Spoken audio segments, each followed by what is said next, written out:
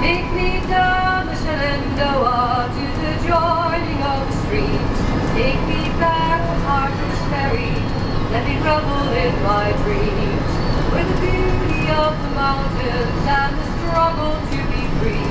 Flow into one mighty river, the sea of history. Welcome to Harper's Ferry National Historical Park. This shuttle bus ride winds down to the banks of the Shenandoah River on the way to the historic town of Harper's Ferry below. Harper's Ferry had a prominent role during the American Civil War.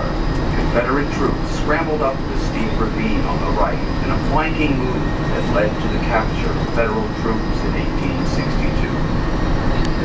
It's hard to imagine this rural area in the forefront of the industrial and transportation revolutions of the 19th century, but the cutting edge of innovation was sharpened here for many years.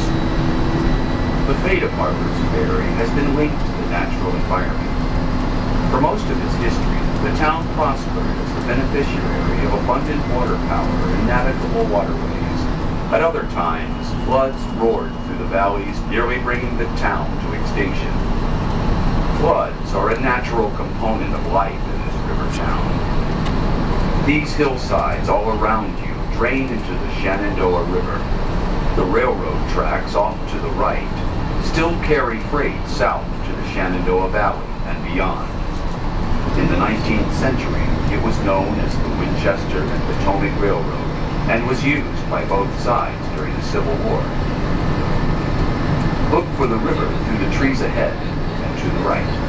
The narrow marsh, or wetland, between the park road and the railroad provides refuge to a variety of plants, fish, insects, and animals. Today's wetland was once an open waterway known as the Shenandoah Canal. Boats navigated through this canal as a bypass around the rapids of the river. The canal also channeled river water toward the mills and factories downstream. Businesses depended on these rivers as the source of energy to run the machinery that flourished here during the first half of the 19th century. In the early years, the canals and rivers were keys to the local economy. After the Civil War, the railroads and turnpikes became more important. Today, the trains still roll by while modern highways and bridges crisscross the river. Imagine the scene a century ago when water flowed through a canal right next to the park road.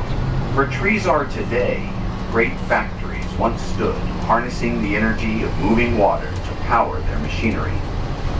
John Hall's rifle factory was located in this area. It produced weapons with interchangeable parts, which revolutionized the industrial process around the world. Watch for the stone ruins along the right. These structures once supported a water-powered mill where huge turbines ground logs into paper pulp until 1935. The next year, the highest flood in recorded history devastated the building. The 1936 flood destroyed any hope of renewing the industrial promise of Virginia's island. Other private industries flourished here.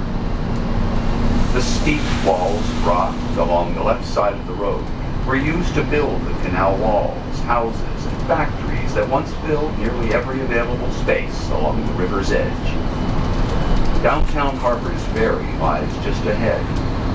Walk to Jefferson Rock, where Thomas Jefferson described the view as one of the most stupendous scenes in nature.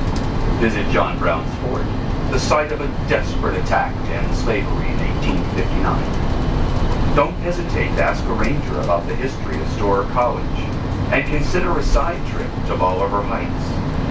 For orientation, exhibits, and trail maps to all of these areas and the surrounding hillsides, stop at the Information Center in the Master Armorer's House. Visit the bookstore for postcards, videos, books, and gifts. And most importantly, have a safe and pleasant Come visit. listen to the rivers, come listen to the land, come listen to the mountains, and you will understand. May her beauty and her story live long after we are gone, told by the rocks and rivers and by those who carry on. Take me down to Shenandoah, to the joining of the streams. Take me back to Harper's Ferry, let me revel in my dreams. For the beauty of the mountains and the struggle to be free flow into one mighty river, to the sea of